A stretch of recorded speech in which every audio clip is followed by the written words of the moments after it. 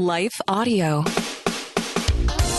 Welcome to Empowering Homeschool Conversations, your authority in navigating the world of homeschooling diverse learners. Featuring Peggy Ployer from SPED Homeschool, Annie Yorty from AnnieYorty.com, Leilani Melendez from Living with Eve, Stephanie Buckwalter from eLARP Learning, and Dawn Jackson from Dawn Jackson Educational Consulting and Tutoring. With over 75 years of combined homeschooling expertise, experiences, and perspectives, this group is eager to share their wealth of wisdom to empower your homeschooling journey. So grab your favorite mug, settle in, and get ready for insightful discussions, valuable insights, and practical tips as these experts and their guests dive into the hottest topics in homeschooling. Whether you're a seasoned homeschooler, just considering this path, or anywhere in between, you don't want to miss a minute of these enlightening conversations that will empower your child to thrive in their homeschool environment. Empowering Homeschool Conversations is starting right now. Join us to give your homeschool the power boost it needs to successfully educate the unique learners in your home. Today, we are going to talk about a parent's guide to equipping homeschool students with essential technical skills. And my guest today is Stephen Souders. He's the co-creator and co-owner of MYTEK LAB, a technology education company. Stephen's worked in the field of information technology since he was 15 years old when he began a career in working for an ISP while still in high school. He holds a bachelor's degree in computer information systems from Florida Gulf Coast University and a master's degree in computer information systems from Kennesaw State University. Over the years, Stephen has worked specifically in the web development field, managed an information technology department, and taught classes at Georgia Highlands College for over 6 years. Stephen and his wife, Jacky, opened MYTEK LAB in 2015. And together, Stephen and Jacky not only manage MYTEK LAB, they also homeschool both of their teenage daughters from their home in the state of Florida. Welcome to the show, Stephen. I'm so excited to have you here today. Well, thank you, Peggy. I am so thrilled to be here and share some interesting technology information and knowledge to all of your viewers. Absolutely. It's just a constantly changing backdrop that we're trying to home educate towards. You know, the technology runs so much of our lives now, and we kind of do our kids a disservice if we don't keep up, yet we feel like I can't keep up. So I'm glad you're here to talk about this and share some insights with our parents. I know I read your bio, but I would love for you to just share, you know, what fuels this passion for you to be helping students with these technology skills, and maybe even within your own home. Sure. I've always felt the pull to work with technology from an early age. And we didn't really have access to a lot of technology when I was a kid. And it wasn't until my mom started bringing home old equipment from the office. Yeah. Old computers, and saying, hey, I brought this, and, you know, it's interesting, and take it apart and do something with it. And I think that's still, you know, important these days. But the funny thing is, these computers were already a decade old, and it was difficult to really do much with them other than use a simple little, you know, console and maybe interact with it. And there really wasn't a lot of technology education back in the 90s, especially early 90s. Yeah. And I mean, I think we all take that for granted now, that there's so many resources, including us, that we just didn't have back then. And I hope kids really appreciate that. I hope they do, because things are awesome right now. They have been for quite a few years. And what you can do with them too. Yes. Yeah. Even at a simplistic level. So that's amazing. For sure. Yeah. And, you know, going back to that equipment, right? We get it, we tinker around with it, we try to do something with it, and it's fascinating what you can do with it. But then you feel like, I'm not sure what to do with it. I don't know how to use it, and where can I find some information about what I can do with it? And anyway, it kind of continued on. And I know in my life, my mom was always looking for those resources for me when I was a teenager, and it just didn't exist. Right. And she was very creative And she would actually take me out of high school. I was probably 14, 15. And I would shadow some of her people who would come look at their computers in her office. It's a great story because you expect it to be like, whoa, somebody took you under their wing and they took you and showed you all this stuff. No, it's not how it went. They were typical IT workers. And I'm an IT worker. I've been an IT worker, but typical, my husband is too. So yes. So you know where I'm going without even having to say this, right? Right. So it's like, you're here. Okay, cool. Don't get in my way. And I'm not really going to show you much, and sit back and watch if you want, but don't touch anything because I don't want to make my day longer than it already is. But it's just incredible really that created a spark in me too, as far as what we do with our company. And it's about, giving those opportunities to kids and young adults who don't normally have those opportunities. And because really you need someone in your family, you need a friend, somebody who can say, my son, my daughter, they want to learn programming, but they don't really know where to begin, and they need a little helping hand to get started, and someone there to fix their syntax problems and things like that. Yes. Right? Yeah. Mm-hmm. Right. But I don't know. I've always felt that pull. And even in high school, I had some great teachers, and they would lead me into, eventually getting a job with an ISP. And I know that's not a term we use very often. And I tell my students, we don't say ISP, but it's Internet Service Provider. And right. We don't really think of it like that anymore. But that was interesting too. I would leave school and I would go there and start work at 2 p.m. and work till 9 p.m. every night. And they would lock me in when they would leave at 6, and I would, manage the help desk by myself. And it was such a learning experience at 16 years old. It was great. I mean, learning how to interact with people, how to solve their problems, working with the technology. It was great. It was just an incredible experience. And I always knew that I wanted to do something with technology. And there was, a few doubts. I mean, we all have doubts, right? It's like, maybe I should do this, maybe I should do that. But I kept coming back to, no, tech is my home, and it's where I see myself. And I think that's okay to find what you like to do and focus on what you like to do, and keep working to where you can eventually, work exactly how you want to. And I think we're there, and I'm excited by that. Cool. Yeah.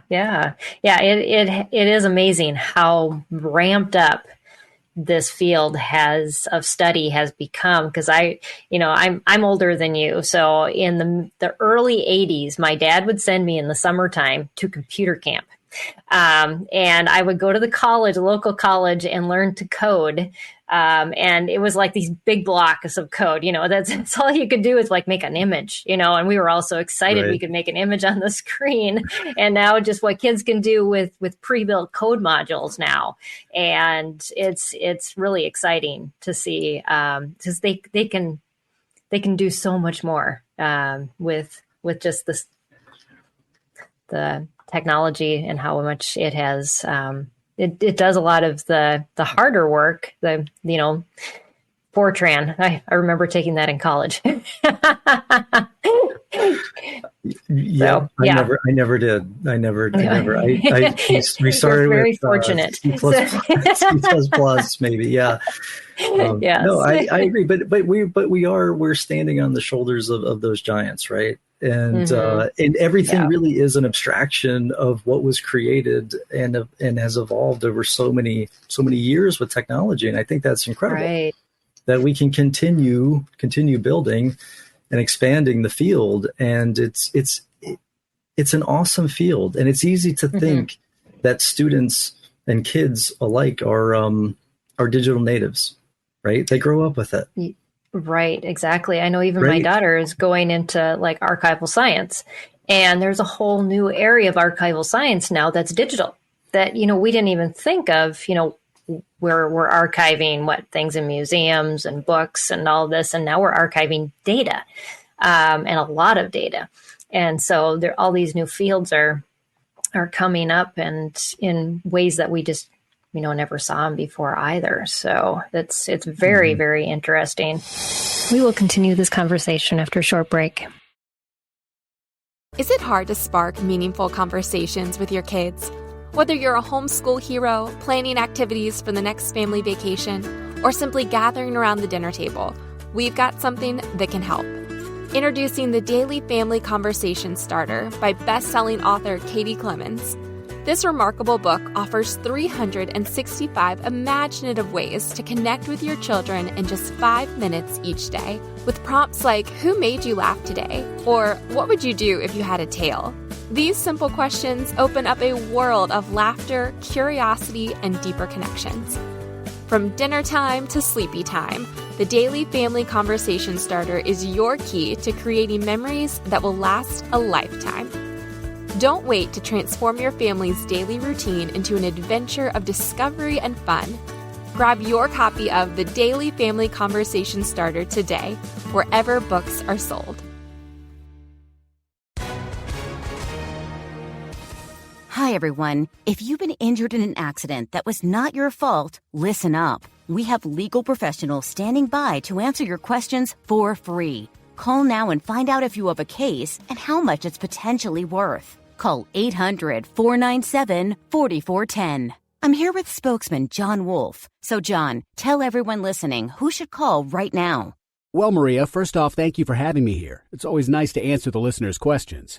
Now, as far as who should call in, anyone who's been injured in an accident and think you deserve compensation, give us a call right now. 800-497-4410. You'll find out if you have a case and how much it's potentially worth. Thanks, John. You heard it, folks. Take advantage of this opportunity and call now. 800-497-4410. Advertisement sponsored by Legal Help Center. May not be available in all states. This is Empowering Homeschool Conversations, provided by SPED Homeschool, a nonprofit that empowers families to home educate diverse learners. To learn more, visit spedhomeschool.com. That just touches on a little bit of the importance of this, but what is the bigger picture, importance-wise, of what our kids would be missing out if we did not give them some skills in this area? There's so much. I think we assume that our kids, since they are digital natives and they've grown up with the technology, that they understand how it works. But they don't. They really don't know how it works. And it doesn't take much to scratch that surface and realize that they're missing a lot of the details of how the technology actually works, and therefore how to utilize or leverage that technology in a much grander fashion. And it's difficult until you think about that topic, because we've heard this. So we've been in business for almost a decade now, and we've heard this from parents saying, my 3-year-old was using my iPhone better than I could. Right. Well, but they're consumers, though. Consumers.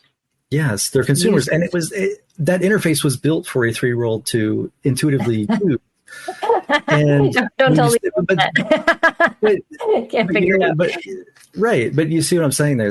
There's that little bit of a disconnect. And when you kind of say things like that, it's like, well, yeah, you're right. Because I can tell you a lot. I work with students every day, every week, and I ask them questions about things. And it's amazing what they don't really know about even the most basic topics as it relates to technology. And I think it's about exposing them to a very broad sense of what it can be, which is interesting, because if you think about technology education, what is it? What is technology education? We often think of it as being programming or robotics. And if you look at it, that's really in the homeschool world, those are like the two categories. That's it. Yeah. That's it. And it's funny, we have parents who will say, my daughter's taking coding at MYTEK LAB and has been for 3 years. And we do coding, we work with coding, but we do so much more than that. I don't consider us teaching coding first, although we integrate it into so many different lessons and concepts. But it's funny that we are put into the coding or programming category, and that's okay. I'm okay with that. But it's either programming or it's robotics. But there's so much more than that. And I think at a young age, especially, it's so important to introduce kids to possibilities and exposing them to different applications and technologies that they can utilize in the effort to build a broad fundamental base. Not everybody gets that. And Michael, I believe that's you in the chat. And if I had connected my account, I could respond to you, but apparently I can't. But Michael, welcome. And I wish we could break outside of the, hey, we're learning programming, hey, you're learning robotics, because that doesn't appeal to everyone necessarily. But I think it can, though. That's another topic that I don't want to lose track of that. But I think everyone should have a foundation in programming. I think it helps you learn about the world and look at the world a little bit differently, thinking in terms of steps. Does. Yeah. But just having a general sense of ease with technology, you realize kids don't have, and they have, they feel uncertain about a lot of things that we don't think of, because they set up the router at home, they set up their gaming console, their gaming PC, they handle it all, but they're just plugging and playing and rebooting things, and things just kind of come together, but they don't really know what's happening with the underlying technology there. But it's fundamentals are key, but they're not always glamorous. And I work with students from every age, right? And I try to make the fundamentals glamorous. I try to make them fun and engaging.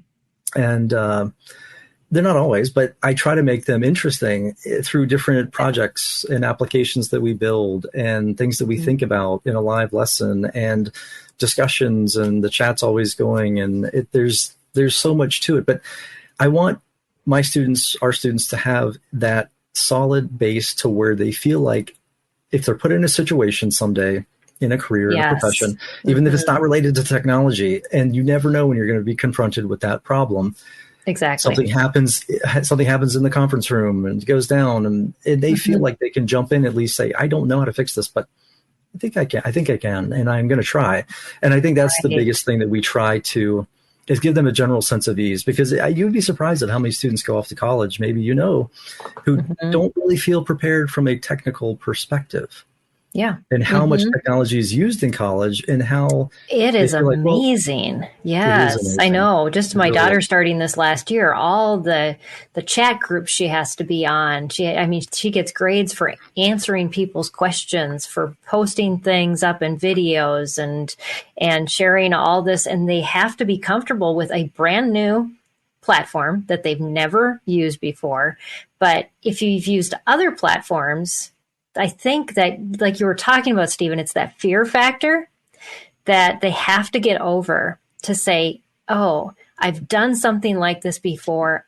I'm certain I can try this, instead of just shutting down. Because when we see, they're overloaded, because, this is like day one of school. Now you've got to not only do everything else, but you've got to get set up on all the technology. And that's huge. It is. And it changes. We are, and I know we were going to say, I'm probably jumping into some of these topics before we should. Jump all over the place. But it's how I normally go, just from topic to topic, jumping and going. Yeah. But, we are living in that next technology revolution right now, and it's artificial intelligence. And, it's polarizing a little bit of a topic, because, people think they're scared it's going to take their jobs, but it's kind of like there's no going back at this point. No. Yeah, it was crazy. I was at a coffee shop on Monday, and I heard in the background this guy saying, this AI stuff is amazing. It just wrote my outline for my business meeting. And and I was just telling Stephen before the show, I just had AI write probably 20 different pages of things I had to come up with. And I'm not a writer, and oh man, saved my life and a lot of time. So yeah, there is no totally agree. Back. I totally agree. I've used it every day for at least the last year, because it's great to have that little bit of a crutch. And I don't see it completely eliminating jobs in the near future.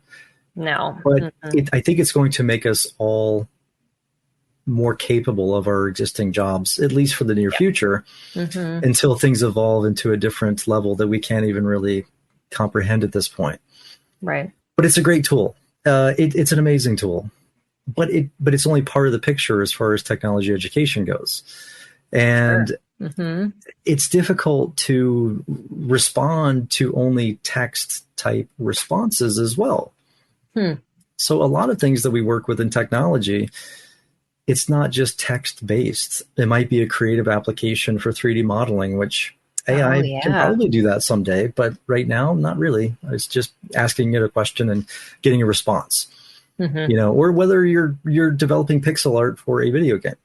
I don't know that AI is going to be able to help you too much and explain exactly where to place the pixels and maybe how to conceptualize it and put together, the overall project. But for the most part, it's not going to be what it needs to be. Or think about networking, the concept of networking. So there's many areas of technology that we focus on, and networking is one of them because it's often forgotten about.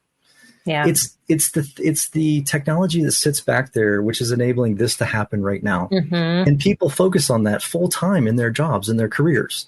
And I've worked with network technologists and network engineers, and they love it and they're passionate about it, and you wouldn't know it. It's almost like we don't give them the credit they deserve because, well, my Wi-Fi's out and it needs to be until fixed. Your printer doesn't work. Because that's what my husband does. He's the guy behind the scenes, and right, crazy. So but behind the scenes,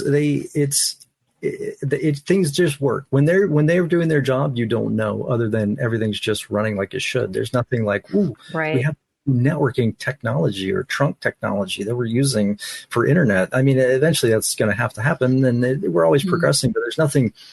We're not talking about AI here, even though they're using AI and detecting network packets and all kinds of interesting, developments in that area. But there's just so many different areas. But let's take it's all emerging all at the same time.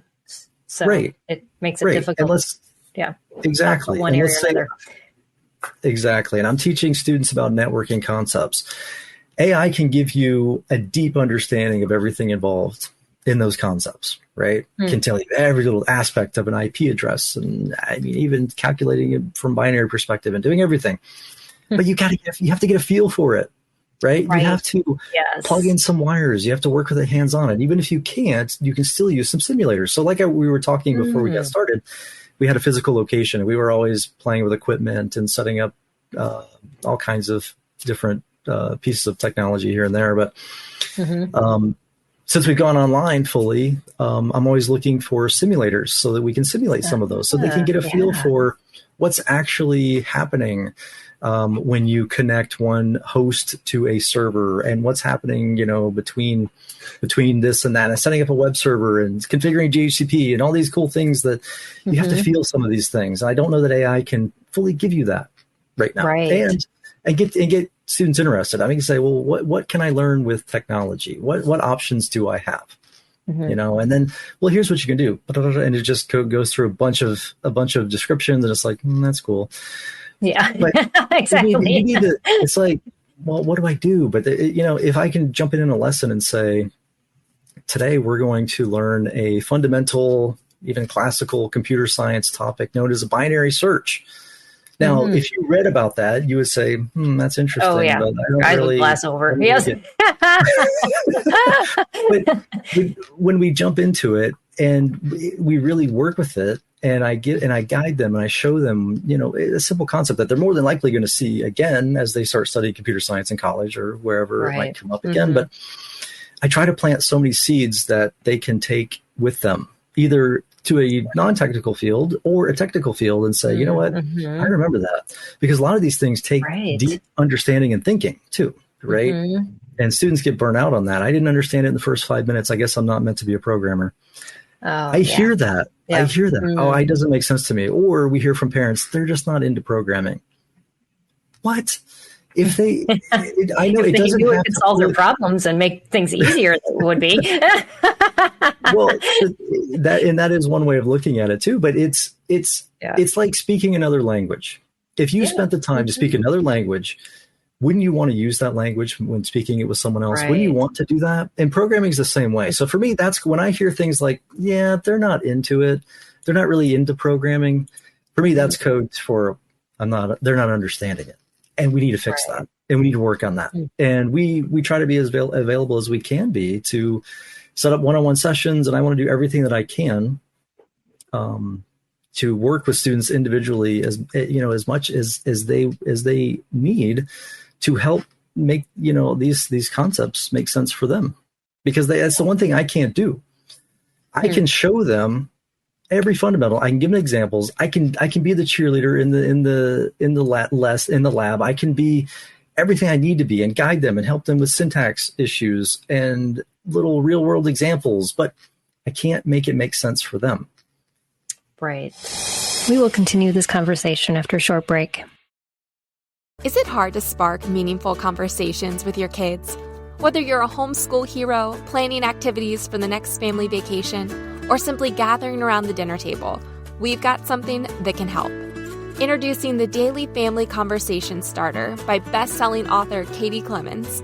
This remarkable book offers 365 imaginative ways to connect with your children in just 5 minutes each day, with prompts like, who made you laugh today? Or what would you do if you had a tail? These simple questions open up a world of laughter, curiosity, and deeper connections.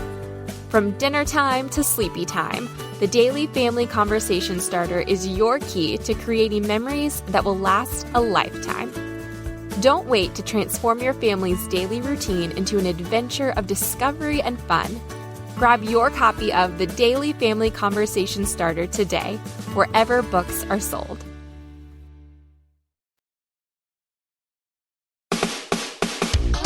This is Empowering Homeschool Conversations, provided by SPED Homeschool, a nonprofit that empowers families to home educate diverse learners. To learn more, visit spedhomeschool.com. Yeah. They have to put the time and the effort in. They have to be persistent and persevere. Yes. And that is such a thing that's lacking in our kids these days. I've had even parents I in-person classes, and my classes are hard. And I've had parents say, well, I think we're just going to pull out the rest. We're going to quit this month. And I'm like, you're paying per month, but you've committed to the whole season. So they better be coming. And then they come and they persist through it. And guess what? They actually do really well. But we can't give our kids an out just because they're struggling. They need to struggle, because would you do that? Would you really happens? Exactly. And would any of us be okay with them saying, you know what, math's not their thing, so they're just going to pull out math? No, we say you have to at least go through the math, because, that's a core subject. Everybody, we use standardized tests that rely on these math principles. You have to understand them. Yeah. But it is kind of frustrating, and as you've seen, when, it's like, we're just going to take a break, or they're just not feeling it. And again, it's code for they're not understanding it. And how can we fix that? What can we do to help with that? Because that's the last thing I want. I tell my students this all the time. If any of them want to give up on becoming a programmer, and I'm not talking about you're going to go be a programmer for your career, but just understanding how to program. Mm-hmm. If anyone wants to give up on that, I have failed. And that is the last thing. I want anyone to just say, no, that's not my thing. It doesn't have to be your thing. It can be like speaking another language. But I guarantee you, even if you go into a non-technical field someday and somebody finds out that you can program or you understand these concepts, they will look at you differently and in a positive way. Absolutely. And I guarantee you, because it is something that not many people have. I know we think that everybody can program, but not really. People don't understand what it really takes to create a program of complexity. And it's something we hear too about AI and people who are making the AI chips like NVIDIA, and their CEOs saying, don't learn programming. It's a waste of time. And I'm just like, it hits me. And I have to talk to my students about this. It's like, where do you draw the line? I mean, AI can eventually do so many different things. Why are we singling out programming? And the thing is, programming, AI can write some programs in a very simple manner right now. Will they be able to write complex programs someday? Probably. How far out? Don't know. Have no idea. Right. But if you don't know what's in that code and you can't read it, you don't know what it's doing. I mean, it's the same thing with writing. Are we going to stop teaching our kids how to write because AI can write things for them? Well, then we're not telling them not to think too. Right. Where does it stop? Well, isn't it going to solve all of our math problems? Why do I have to know how to do math? Because it's going to do the math for me. It'll do it better than I could ever do it. Right. But do you see, we can't take the human component out of it. We never can. And nor should we. But I think it's so unfair when we take a topic like technology, and it's easy to just say, they're not feeling it. It's looked at as a extracurricular elective. It's not their thing. They want to try something else. But again, would you do that with writing or communication or math or those core subjects where you're like, look, you need to know some math and you need to be able to communicate. Those are very key. And that's what we look at in our homeschool environment with our daughters. I say that a lot. Yeah. You need to know how to solve problems. And with that is math, a lot of math. And you need to know how to communicate. That's really, those two things will take you really probably into any career that you want. Right. If you can do that. Exactly. Yeah. Because it develops our higher level of thinking by doing those things. I know, we had as you were talking about this, it hit me that my daughter's phone died when she was out and about. And she relies on Google Maps so much to get around. And so when she finally found her way home, because she's like, I know I have to go this direction, and I'll get there. But then her question to both my husband and I is like, how did you get around without Google Maps? And I was like, we studied maps. We had maps in the door. Right. Physical maps. You would have to actually plan ahead and plot your course, where you were going, and look for the big. And my wife and I say the same thing. I mean, we would take road trips, across the country, and I look back and I'm like, how did we do it? I don't even know how we did it back then, but I was like reading maps, and it would be, we'd go somewhere. My dad would pull out the map, and here's where we're going to go. And he'd study it and know he'd have it all mapped in here. So he knew exactly where he was going to go. But it's incredible how we give that up so easily. We just give that up. It's just, okay, now we rely on GPS. And I do the same thing. I mean, there's lots of times we've gone past through similar places and I'm like, I think we've been here before, but I wouldn't know how to get there. And by I wouldn't even know the roads I would need to get there because we trust GPS. Yes, exactly. I don't know. It's one of those things.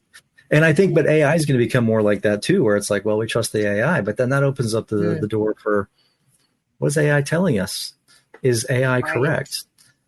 And that's something I try to get my students thinking about too, is, when we say things like, hey, we don't have to program anymore. Well, who's programming AI? Who's programming the systems that AI is running on top of? Right. Who's doing those things? And if we don't know, and we no longer have that part of it, then we don't know what AI is giving us. Right. And we don't know if it's accurate. And we don't know if there's some sort of baked in bias that, could affect all of us. And I don't like that. I don't like that thought. And I don't think a lot of the students like that thought either. And even, in digital privacy, and it opens up so many doors of just thinking about things that, it's so easy to join social media and start sharing things. Yes. Like where does what's the bigger picture with that? And right. When you get thinking about that, it's that critical thinking. It seems like we replace a lot of our tech with thought, and we're allowing it sometimes to take over that position. So, in looking at that, where should we be honing skills so that our kids become more technically literate and not, socially illiterate, or I guess, technically illiterate. So they become so dependent on it that it doesn't even allow them to think anymore. I think it's a challenging question. I think it's a great question, but it's challenging because there's so many areas of technology. But I think for kids and young adults alike, I think they need to learn as much as they can from many different areas of technology.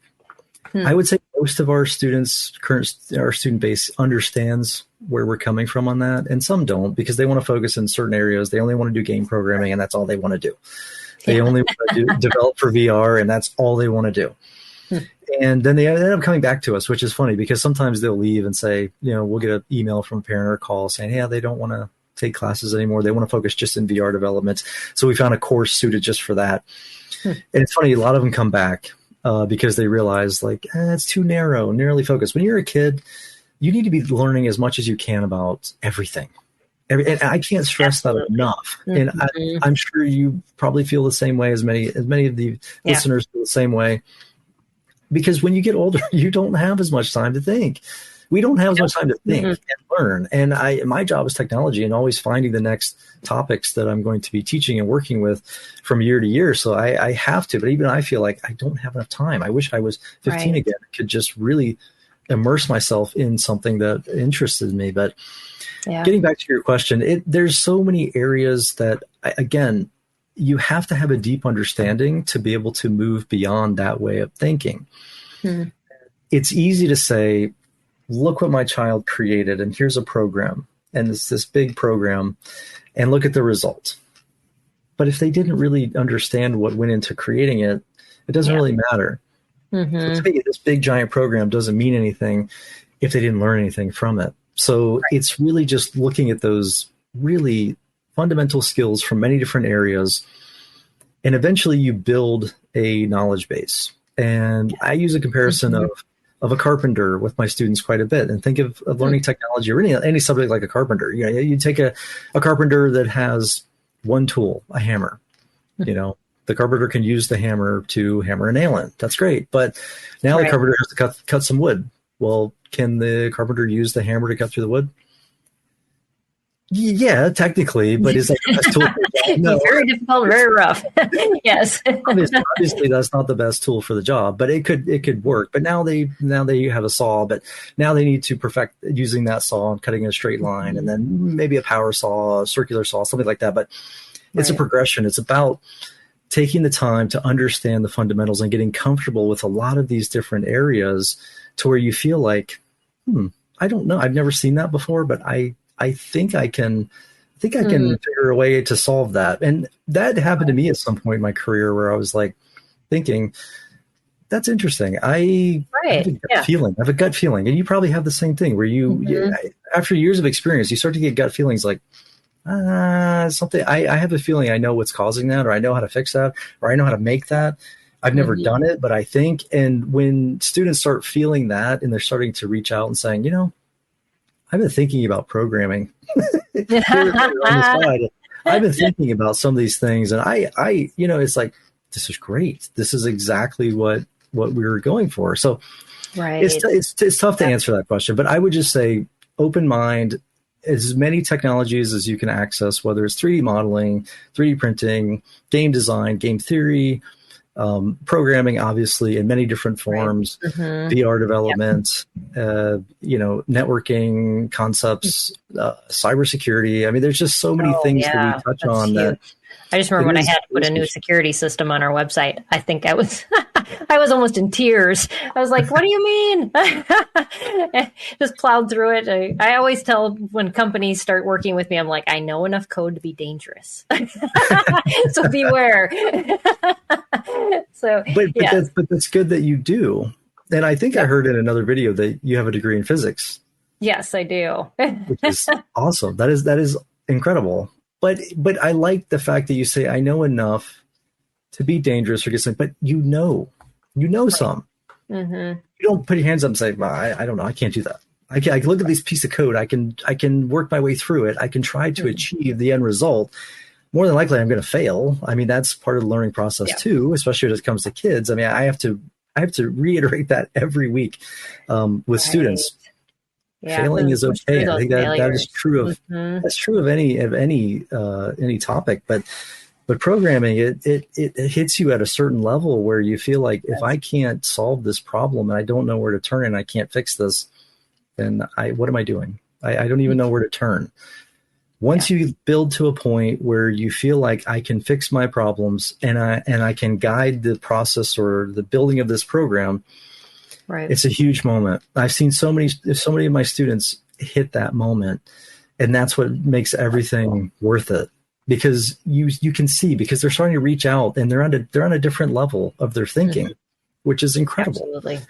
And that is, I think, what you should really strive for is just having a deep understanding enough from several areas to where you just feel like you're building your tool set, your toolkit's coming together.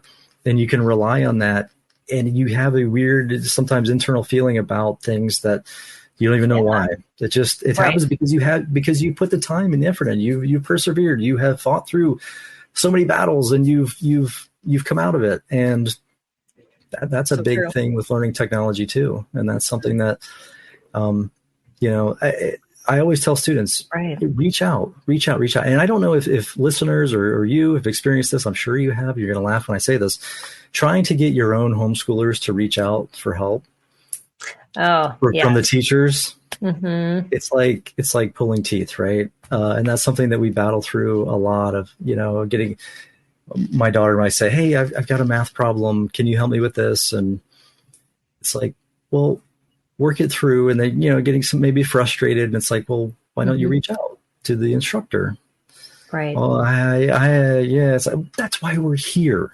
We are here. Exactly. We are here to guide and help however we can. And I try to make that clear, but I get it. I think we live in a world where it says, if you don't know everything, you're not competent. But the problem is we'll never know everything. And biblically, it says we're not wise if we don't say, I don't understand, and we don't have advisors.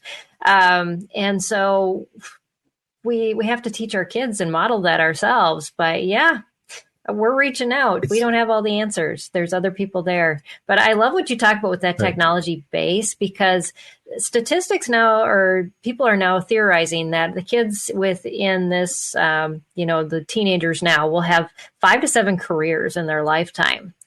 And so you're not teaching for a trade anymore. We're teaching our kids with this base that they have to have and to be able to morph and change and learn from. And because technology is kind of the underlying effect that's making all of this happen. And so we can't say that, we're, this is their field and we're just going to train them up to do that. Well, that's great until, like you said, AI might replace it or change it. And then how are you going to morph? Are you going to be comfortable? You're going to be so fearful that you just give up. So, yeah. You've said so many things. You've touched on so many things. I'm just giving a thumbs up mentally, everything you're saying. And I totally agree. And it's frightening. Change is the most frightening thing. I remember reading a book a long time ago of a little mouse and a little piece of cheese. You probably read it years ago. Oh, yeah. Who moved my cheese? And dealing with change. And change is the most frightening thing for a lot of us. Mm-hmm. It really is, because I want to know, I've worked hard, I've made it to this point, and I don't really have to work that hard anymore. But that's not the reality anymore. And there's so much uncertainty as it relates to careers and as it relates to AI. And you're right. I mean, having to reinvent yourselves so many times over the course of a career, again, is the reason why I want to create or help students become very resourceful. I want them to be extremely resourceful and know that we're changing topics. So they got comfortable on this topic, and it's a little safe place now. And you can continue developing in that application. You like pixel art, keep using pixel art. But now we're going into VR development, and we're going to work with VR. And you take some of those concepts and you can apply them into VR, here and there. But for the most part, we're moving on. And after a while, sometimes I'll get pushback initially from students saying, I don't want to learn. I don't want to switch. I want to stay where I'm at. Mm-hmm. Yeah. And then a couple weeks later, they're saying the same thing for that topic. Wait, I don't want to leave. This is great. I love it. We just code for it. This is my safe place again. I'm happy here, and I don't want to move. And it's like we switch again, and then it's like, but that's the method to our madness, so to speak. Is I teach everything that I enjoy too. I mean, I can't deny that. We all have our own certain lanes. Yes. Right, and I might find a new area of technology that I've been wanting to work with and do some research for the year before, and next thing roll out, what we're offering in another course. And I enjoy it, and I like to geek out on it. And but it's also providing that ability to change, which I think is important for them as well. Right. And as you've touched on, and we've talked quite a bit about, and it is a changing world. It's going to continue to change. And all we can do is say, all right, things have changed, and we're going to jump in, solve those problems, move on, and keep moving, because that's all we can do. Yeah. Yeah, absolutely. That really is. And we just do as much as we can and push our kids to people like you that can help even more. And I think it's so nice and refreshing for parents, because we have so many plates we're juggling and trying to keep up with everything. And I think, with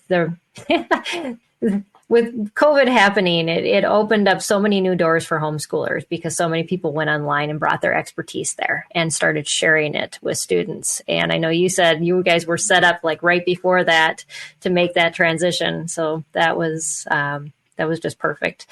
We did get one question from a viewer, and I'd love to pull that up and kind of change topics a little bit. Okay.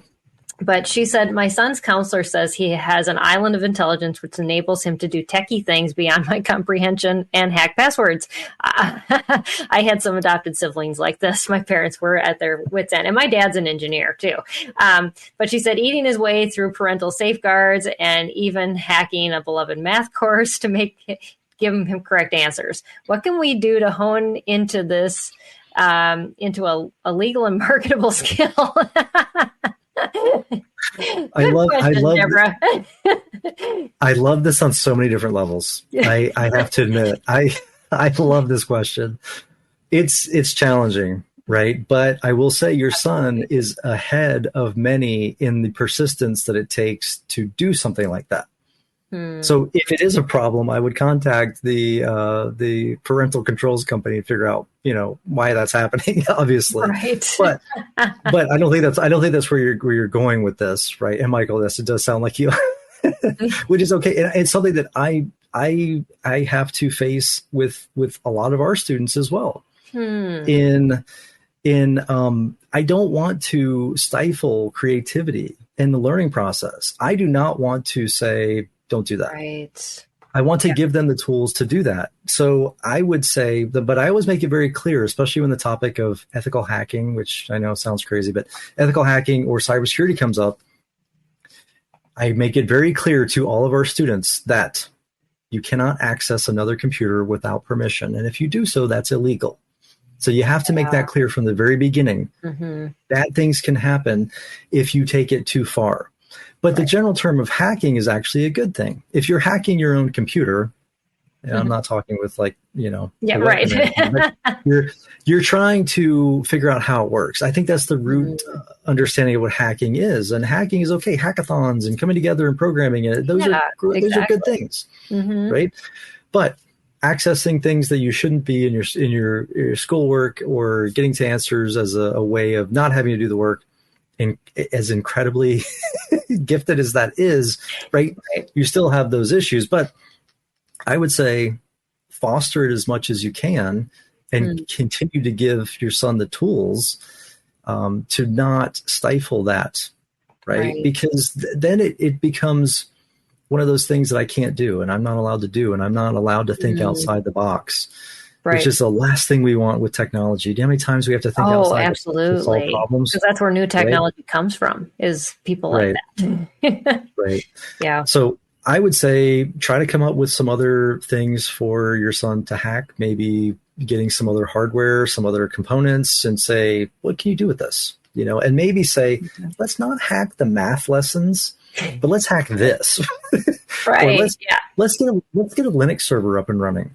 Right, Michael? And then we'll figure out ways of working with that and interfacing with that and doing some things with that. But, just maybe redirect and do something, because I face it all the time. When the term hacking comes up, the chat lights up in a live lesson and kids go crazy and say, I want to hack. I want to know how to do this. How do I hack my neighbor's Wi-Fi? And I'm like, no, you don't do that. You don't. That's what we don't do. Legal. I'm like, no, it's illegal, right? But you just want to make sure that I'm not doing anything illegal. But there are tons of careers. I mean, take cybersecurity, for instance. Absolutely. So many parents will say, my son, daughter wants to learn cybersecurity. Is that something that you offer? And I say, yes, but not in the conventional sense. We focus on some cybersecurity topics, but what does it take to be a good cybersecurity analyst or technologist or engineer or whatever it might be? What does it take? Right. understanding code, exactly. understanding network topology, understanding cryptography, understanding all the things that we tend to focus on at MYTEK LAB from a fundamental perspective. Yeah. It's like, okay, you install a system for hacking and you play around with it and you test and you do those things. There are certain rules that you can apply to learning cybersecurity. But if you don't have a foundation in programming, I don't think that's going to help you. You're going to have to write scripts. You're going to have to analyze code. You're going to have to take things apart and figure out how they work. And so you just have to build up that base of knowledge. So I love the question. It's tricky to answer because, you don't want to stifle that creative spark and you don't want to say, don't do this and don't do that. And I'm so careful to say that with students until they maybe have crossed the line a few times where I've said, you can't, I give you access to a live Linux server, right? I give all students somewhat protected access to that. But if they start doing things outside of what we allow, then I have to say, but you can't do that. You don't have permission to do that. You have permission to stay in this little space here, but trying to get outside of that, you don't have permission to do that. Sometimes we have to reel them in. And even I hate doing that. I don't like doing that at all because I want them to get in there and see if they can defeat some of the security on that server. Why would I not want that? That they're learning, they're realizing that there could be a hole in the security related to that system. So that benefits us. Mm-hmm. But if they bring the entire server down and we use it for a lesson the next day, exactly. Yes, that's a problem. So it's a fine line. It's such a marvelous question. I love that. I would say, like I tell students, persistence is probably the one skill that you need most to be successful at programming or really for most technical type topics. Because we all want to give up. It didn't quite come together the way I wanted to. My code didn't really work. You have to persist. And if you don't, then you're going to just walk away and say, well, I tried to learn programming. I learned programming, but I didn't really learn programming. But it comes back to what you were talking about earlier. It's a language. And so when you're learning a new language, of course, you're going to mess up. I mean, you're not going to get it, but you just have to keep trying. And then it becomes fluent. And when it becomes fluent, then you don't have to think about the little pieces and putting it together right. You can concentrate on the bigger picture. And so there's where the technology skills come in handy because, like you said, even if they're not going into a tech field, they can utilize them across the board. So, yeah. Yes. And I've never had a student who has persisted enough to learn programming tell me they don't like it. Never. I only hear from students and parents say, I don't really like programming, which is code for I don't understand it. Because when you understand it, you feel like you have a certain ability that most people. I've worked with so many adults over the years in tech fields who would tell me I don't have a mind for programming. And I look at them and I say, can you think? Have you ever, can you think? Have you ever made a sandwich? Have you ever baked a cake? Have you ever followed a set of instructions? You've created an algorithm and you can put that into code. You can't give up. That's the key. You can't give up on it. But it's amazing how it's almost pervasive in our society that you have a mind for programming or you don't. You have to be super intelligent to program or you can't do it. Right. I disagree on so many different levels. You don't have to be the genius, amazing programmer, top 1% to enjoy it and create some cool applications. You can learn it to what you can understand, to the level that you can understand and have fun with it. Yeah. But I know when kids are understanding it because they're asking me questions and they're telling me what they've done and they're showing me what they've created and they're really excited about it. And I know that it's clicking and they're building that fundamental base. And that is the best thing that they can say to me. They can reach out, whether it's on any platform that they reach out to me on, whether it's through our system, through email, through Discord, whatever it might be. I know when they're getting it, and because they start geeking out, and that's great. Right, that's not a bad thing. No, that's a good thing. Absolutely. And and like Michael's putting in the chat there, and it's things like that. And Michael's had a huge breakthrough this year, and it's been great just watching watching him grow. Yeah, absolutely. So, if parents have kids that are, they're learning these skills and they have something marketable, where would they go to be able to test the waters? Your mom found you a way to work with the internet provider locally. What kinds of opportunities are out there for them to start kind of building those marketable skills or using what they have so that they have a little bit of something on their resume and maybe test it out in real world experiences? I wish I had a great answer for you, Peggy. Oh. I wish I did. I am battling this myself. So if anyone is listening and they need help in their business or in their office or wherever it might be, I have students all the time asking, where can I get an internship? Where can I learn? Where can I apply these skills? And we try to do as much as we can with these students, but it's really tricky these days. I mean, when I think about when I was in high school, I kind of fell into it with a business teacher and interviewed. Next thing you know, I got the job. It was great. Kids need that. They need to go get that real world experience. Absolutely. But I also think that it's tricky for a lot of companies because they're too small. Maybe they don't have the time to train them effectively. They don't have the resources to bring them on board in that capacity. Right. Or they don't even understand the technology and they've outsourced it to somebody else and they have no idea how to integrate that into something that would be kind of a handoff or something that they can bring a student in for. Yeah. That is a good point. And listening to your previous sessions that I mentioned with Hannah Williams and what she's doing with the life skills, I think that's really cool. In taking and saying, hey, this is my resume, which would be pretty standard, and saying, look what I actually built and accomplished.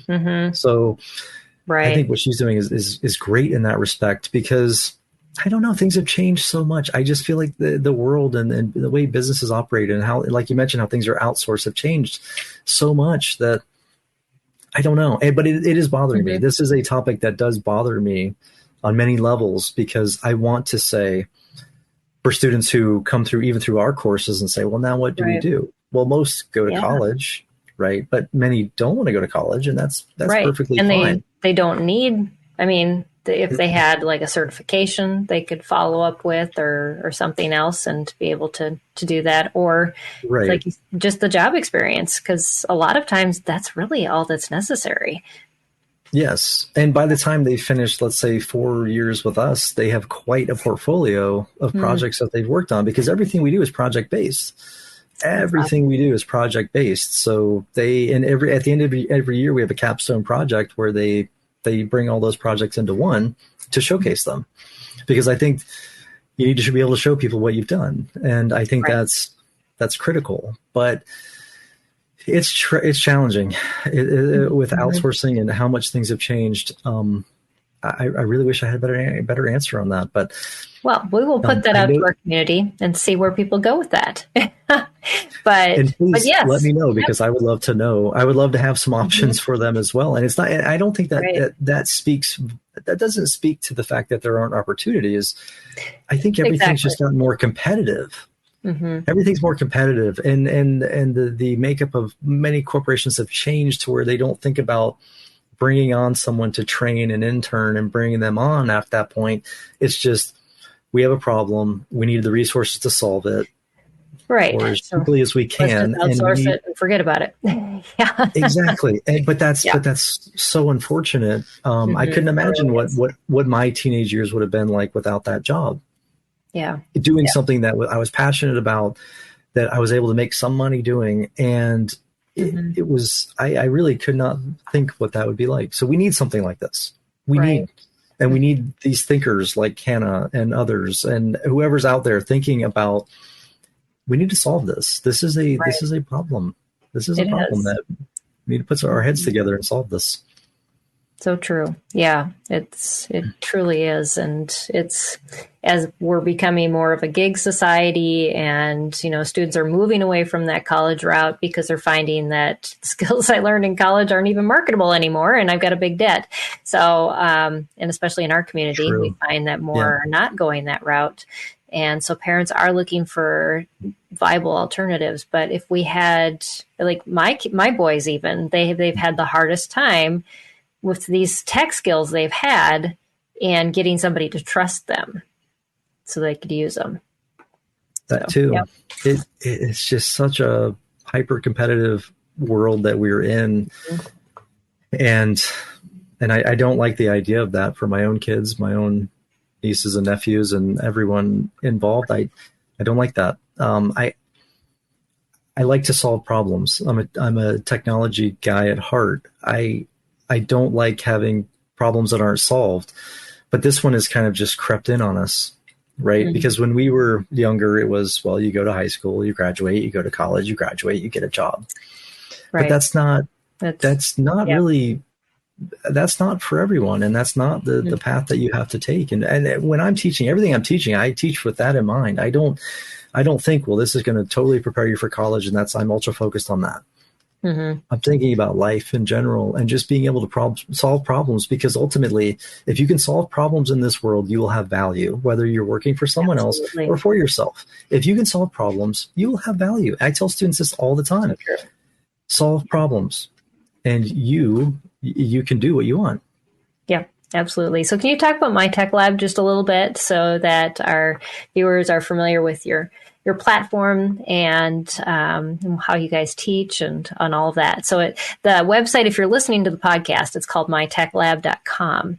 And so I'll let you just run with that. Sure. We have been working on this site for about 10 years now, and it really contains all kinds of tools and applications that students can use to better understand those fundamentals related to technology.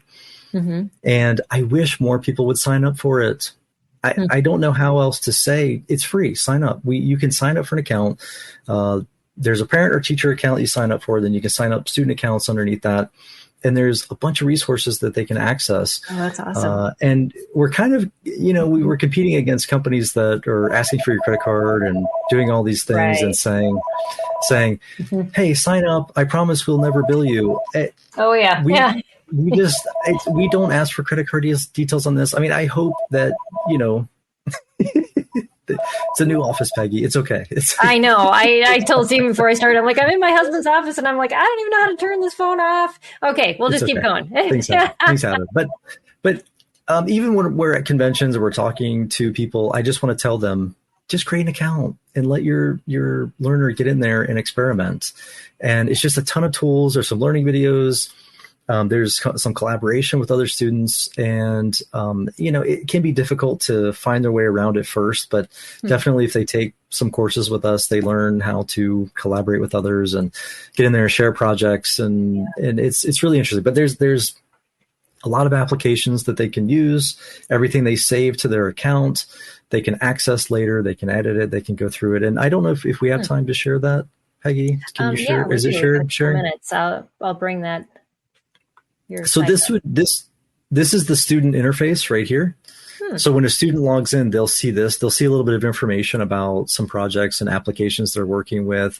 They can find other students. They can browse applications here. So if we look at applications, we have them in different categories here, and you can see these are creative applications here that they can experiment with and create new pixel art projects or beatbox audio projects, or even make some origami. And a lot of these projects or these applications are open source, but we've developed some of them in-house. Cool. They can experiment with 3D game design concepts and other interesting applications that we've developed, like Blocks VR and so on. But there's just so many resources out here that I just want to communicate that.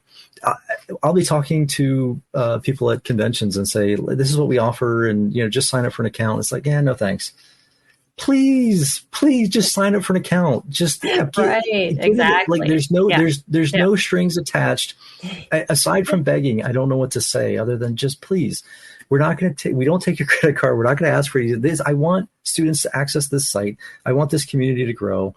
They have access to just so many resources here, as far as even a Linux simulator that we've created here.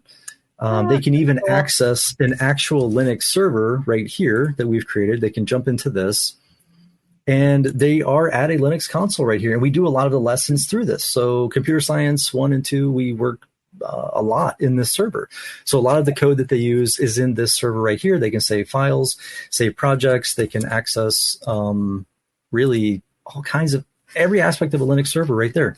You can see information about students, any announcements we have here, but it really is, and we have some leaderboards so you can see if you shared a project, how you're kind of trending on that. You can access your courses here. It's a great resource that I just want to spread the word and say, just get in there and use it. Have your kids get in there and create an account, use it, and collaborate with some other students. And there's so many more things I could show, but I know we're probably running out of time. But let us know, and you can always reach out. So you can reach out if you have questions. So I think a lot of times people I'll put your information in the show notes too, so that people can just click on that and connect with you. But again, if you're listening, it's myteklab.com. So well, thank you so much, Stephen. This has been an incredible discussion, and definitely has kind of laid the groundwork for why do we do this, and why should we make tech an important area of learning within our home education. But yeah. Well, thank you for having me, Peggy. And please, if anyone wants to reach out, if we can answer any questions, please feel free to do so. But thank you very much for the opportunity, and I hope to meet you someday in person, and maybe or do this again. You're there. Yeah, exactly. Yes. It's amazing how small the homeschool world tends to be when conference season comes around. So you never know. Well, thank you for taking time to share with us and all that you do to just encourage homeschoolers. Just keep up the good work, and thank you. Keep encouraging and equipping. That's what you're doing. So thank you. Well, we'll do our best. Week, absolutely. Next week on our show, I'll be back on Tuesday again, but we're going to be discussing financial strategies for families with disabled children. And so if you're kind of going, how do we save up those funds? How do we plan for the future? We have an expert. He actually is a special needs dad and a financial advisor and attorney. And so he's going to be joining us and helping us to find some creative and maybe just some non-creative or traditional things that maybe you can look at a little differently as you're doing that planning. So join us for that conversation then. Until then, take care, everybody. God bless. Thanks again, Stephen. And we'll see you next time here on Empowering Homeschool Conversations.